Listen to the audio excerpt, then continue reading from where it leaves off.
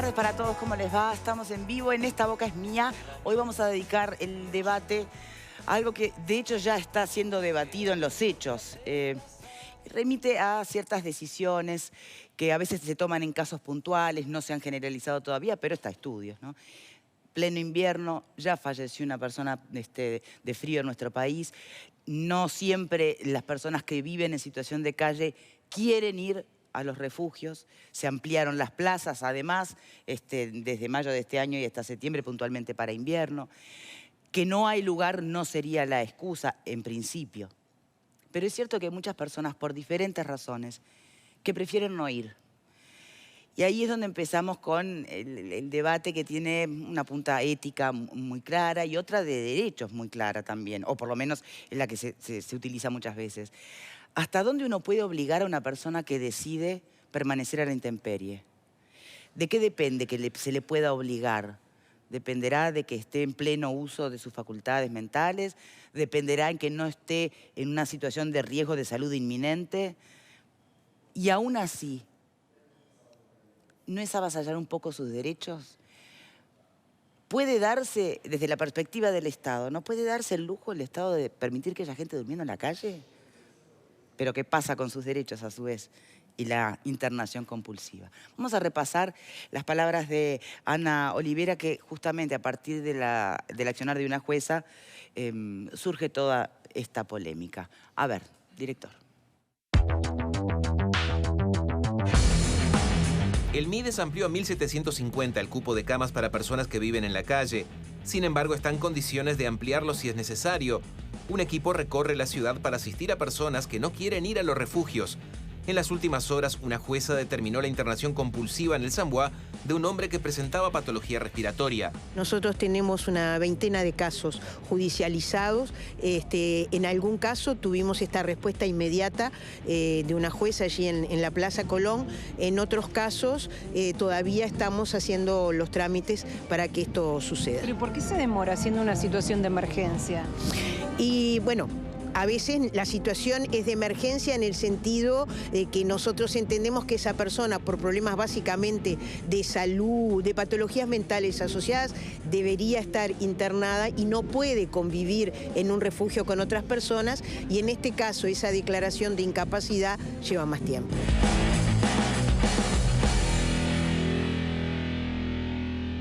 Les doy la bienvenida a nuestros invitados de hoy. Virginia Real, antropóloga, muchísimas gracias por estar aquí con nosotros.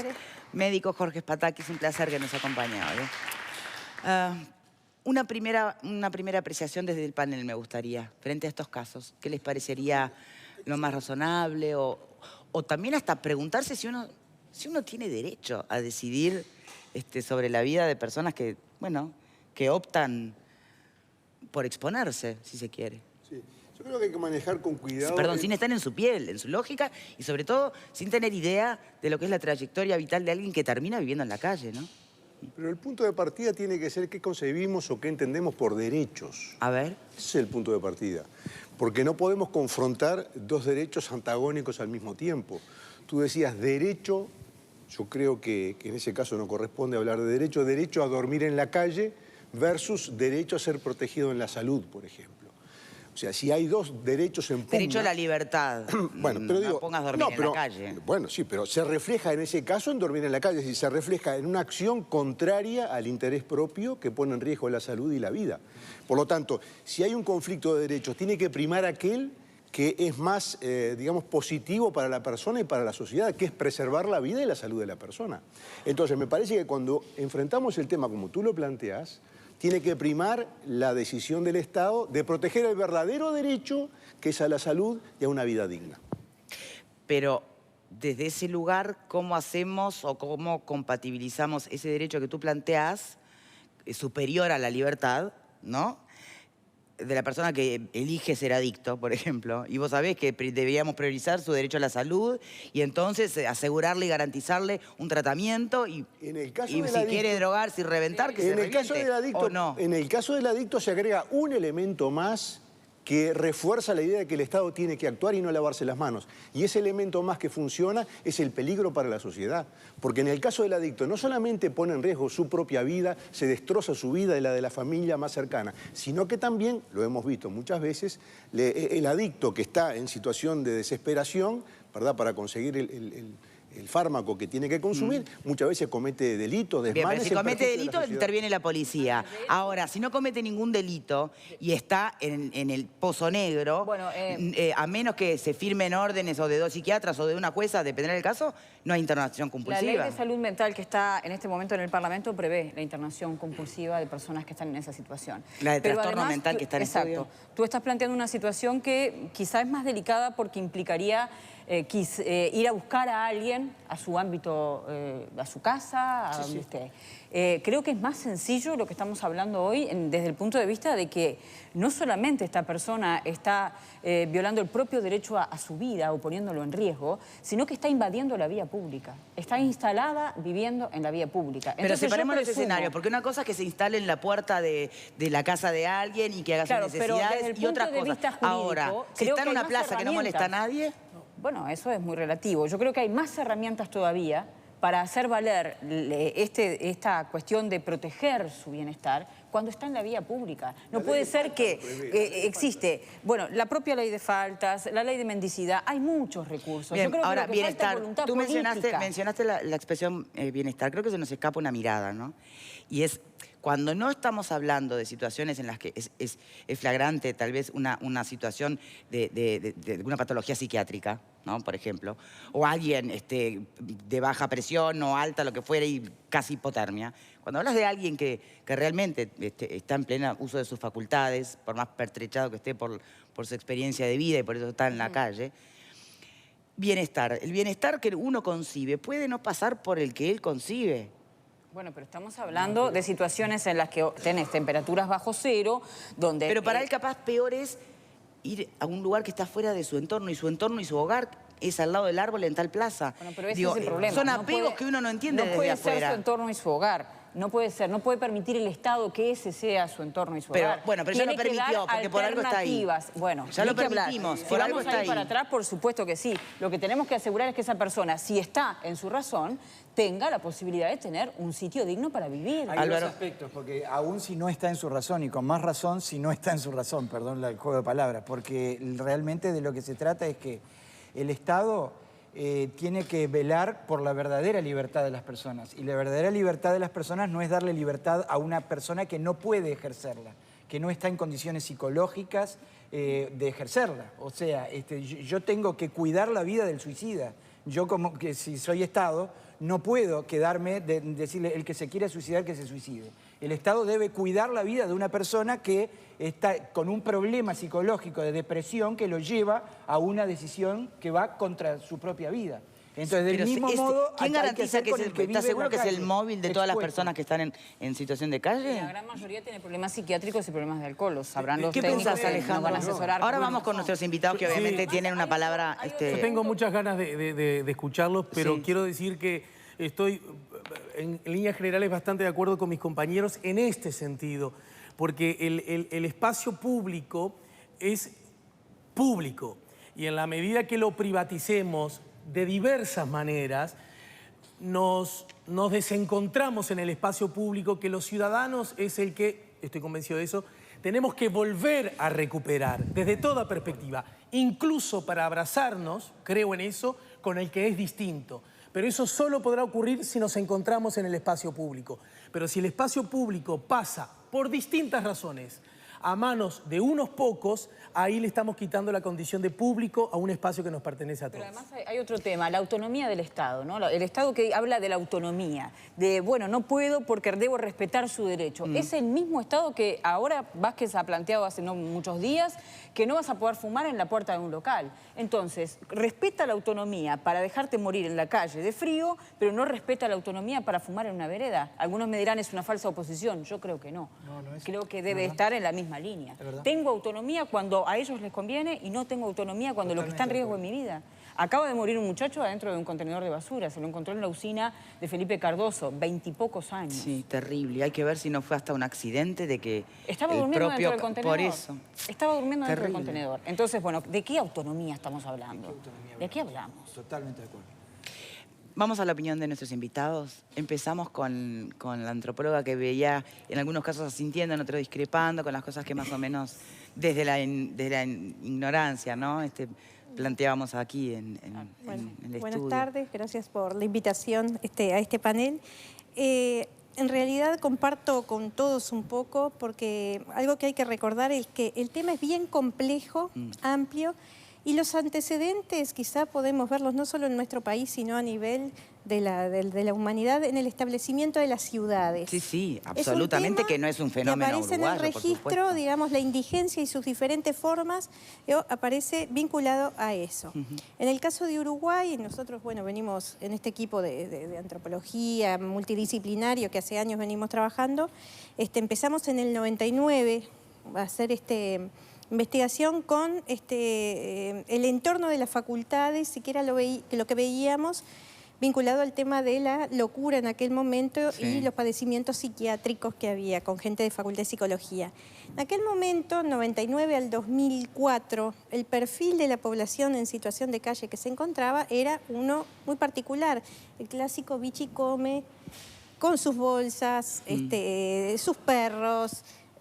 Lo que vimos siempre en distintos barrios mientras nos criamos. Ese era el perfil. ¿Cambió el perfil de la persona que vive en la calle? Pudimos ver el proceso de cambio. El 2002. 2002 fue un cambio. El tema de la crisis económica, ahí sí marcó claramente un quiebre y empezó a volcarse muchísima población a la calle, que uno no la identificaba, porque vos estabas de repente, lo que es la zona de Plaza de los 33, llegamos a contabilizar en aquel momento, año 2004, ya eran los coletazos de aquella crisis, cerca de 30 personas que vivían. Llegaba la tardecita, se retiraba la población que circula durante el día por temas laborales, comerciales, y había desde bebés hasta adultos mayores que vivían. En los costados dejaban arrolladas las mantas, colchones, los cartones, y bueno, y la noche emergía y se instalaban, cambiaba totalmente. Pero el punto cuál es, que no necesariamente pasaba, era ya el perfil exclusivamente de patología psiquiátrica, sino que era gente que, bueno, se fue al diablo con la crisis del 2010 como tanta gente. Sí, y fue muy clara la vuelta entre el 2002, 2004, aparte del 2005, nosotros visitamos mucho los refugios que había en aquellos momentos, apareció en 2005 el Plan Invierno, y veíamos de todo, matrimonios con muchos años juntos, personas jubiladas, pero evidentemente lo que ganaban no les daba en aquel momento para alquilar y para las pensiones que en aquel momento subieron, se triplicaron, cuatruplicaron los precios. Entonces la opción era calle. Esa población que tenía un cierto soporte afectivo, la gente más grande pudo retornar más fácilmente, es lo que vimos,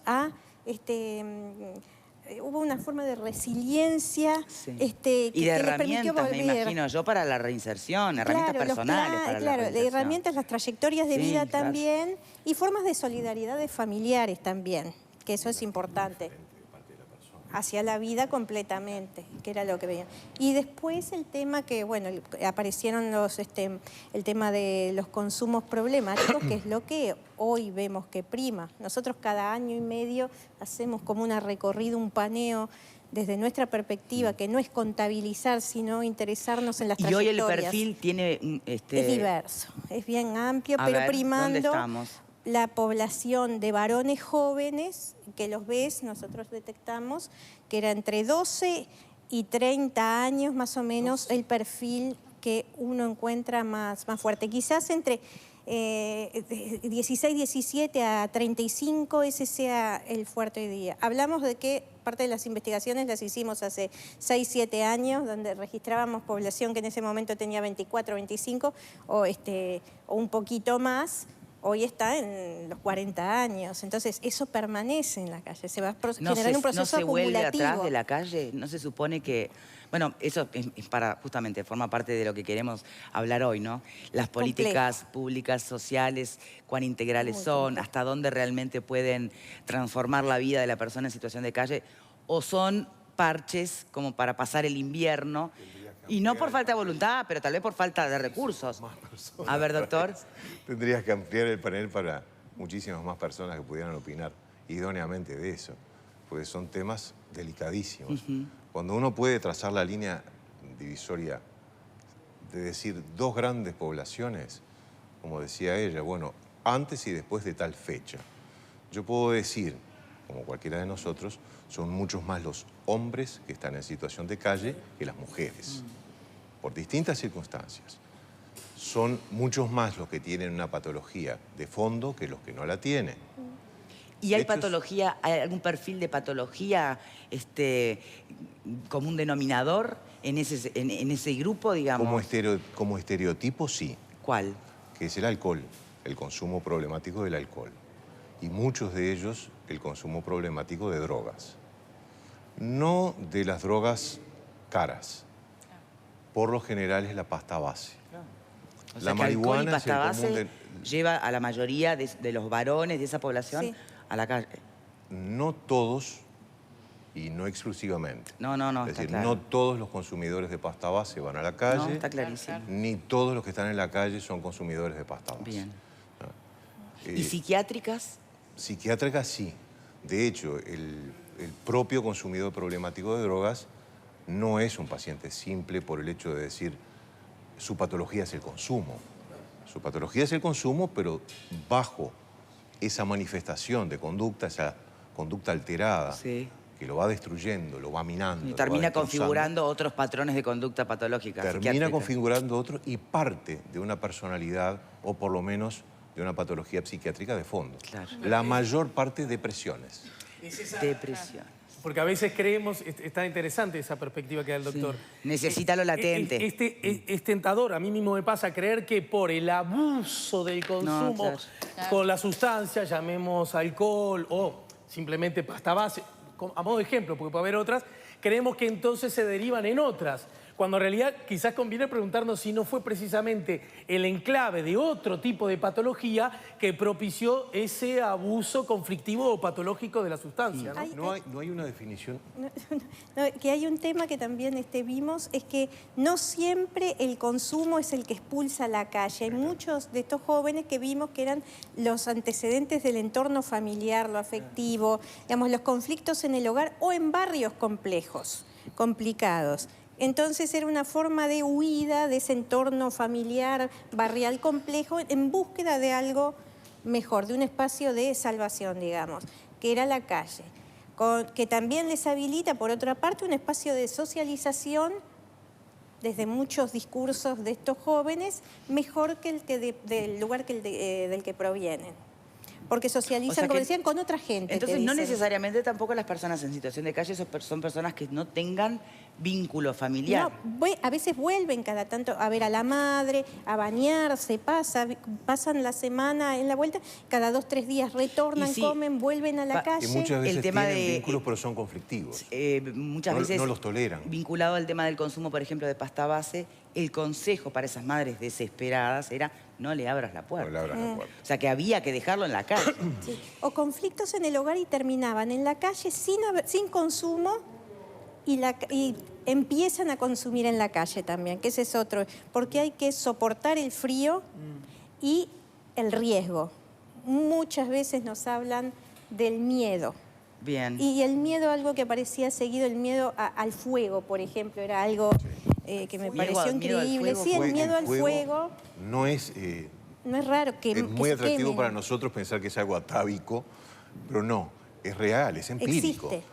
Muchas de las personas que están en situación de calle o han estado en situación de calle fueron atacadas con fuego, las prendieron fuego. Hay un chico que falleció. Vamos a llamarle una tiempo. forma piromaníaca de vandalismo, prender fuego a una persona que está durmiendo en la calle.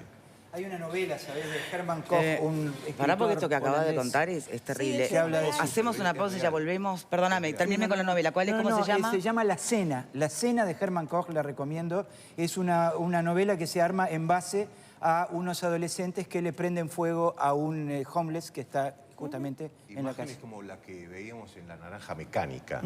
Ese tipo de crueldad, aunque no la presenciemos, sabemos que existe y sabemos que se da. Acá. En Montevideo, no en Uruguay, Sí. en Montevideo. Por Qué Dios. brutal, ¿eh? Pausa y ya venimos.